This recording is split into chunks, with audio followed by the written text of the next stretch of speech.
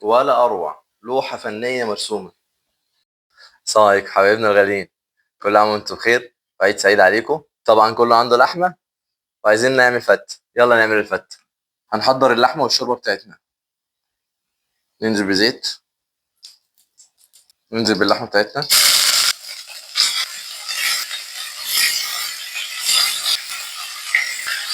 بس. بعد ما اللحمة بتاعتنا اتشوحت بالطريقة الجميلة دي، هنزل عليها بجزر، قطعة جنزبيل، بصلاية كاملة، عود روزماري، وزعتر فريش. عندنا كرفس يا ريت، بس انا للاسف ما عنديش.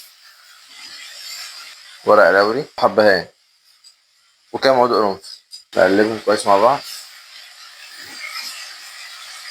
بعد ما البهارات بتاعتنا اخدنا الزيوت العطريه بتاعتها، هننزل عليهم بميه سخنه. بسم الله. هنبدا ان احنا نشيل الريم بتاعنا. لما شيلنا الريم بتاعنا نحط شويه فلفل اسود. نحضر الرز بتاعنا، ننزل بمعلقه سمنه، ننزل ورق لوري، حبهان. بعد ما البهارات بتاعتنا اتحمصت، ننزل بالرز بتاعنا، لا مغسول ولا منقوع. نحط ملح، سنه فلفل ابيض. لما الرز بتاعنا يسخن وامسكه كده احس ان هو سخن، ابدا ان انا احط الميه، انزل عليه بميه مغليه.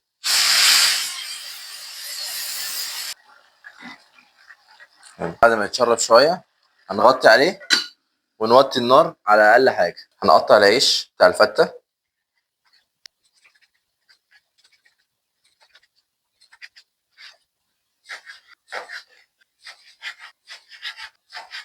هنزل بالعيش بتاعنا، ننزل عليهم برش فلفل اسود، ملح صغيره، وبعدين انزل عليهم بزبده او سمنه، ونقلبهم كويس، وندخلهم الفرن على درجه 200 لمده 10 دقايق. العيش بتاعنا بعد ما اتحمر بالطريقه دي هنطلعوه. العيش بقى وصل معانا بالشكل والجمال ده، مقرمش.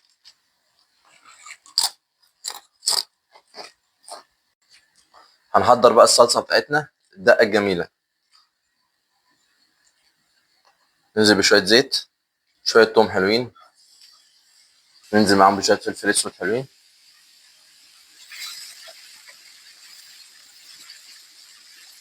لما التوم بتاعنا يحمر كده ننزل عليه بشويه كزبره،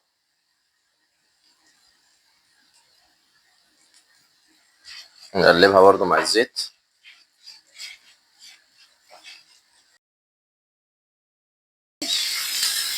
ننزل بالخل بتاعنا، وننزل بعصير الطماطم،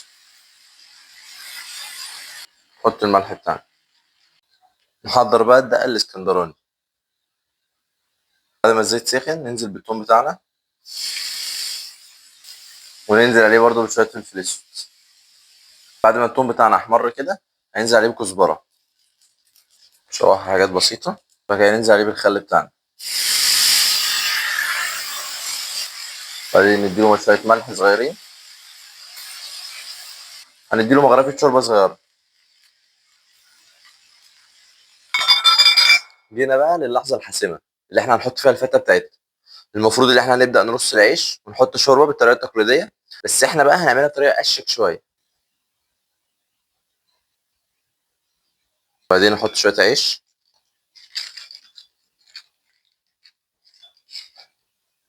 وبعد كده شويه صلصه، وبعد كده رز تاني،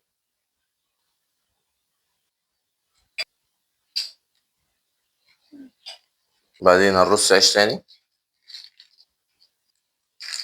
لو عايزين نديله شويه شوربه ممكن نديله مغرفه صغيره، شويه من الدقه الاسكندراني. بعدين نعمل الفورمه بتاعتنا، نشيل الشكل بتاعنا، نحط قطع اللحمه بتاعتنا، نجرنش بالعيش بتاعنا، بعدين الصلصه. وبعدين هنحط صلصه الخل والثوم دي على حسب ما احنا بنحب الخل والثوم، يعني انا بحبه زياده جدا. واهم حاجه بقى، الاهم من الصلصه، الدقه الاسكندراني، دي بقى اللي في حته تانية.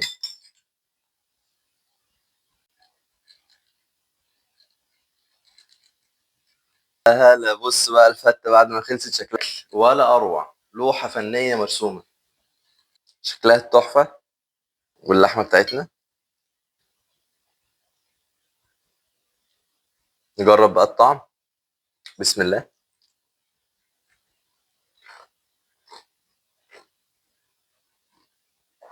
يعني الطعم باين من صوته، تحفة.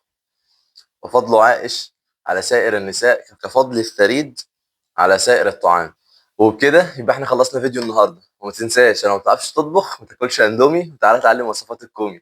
سلام.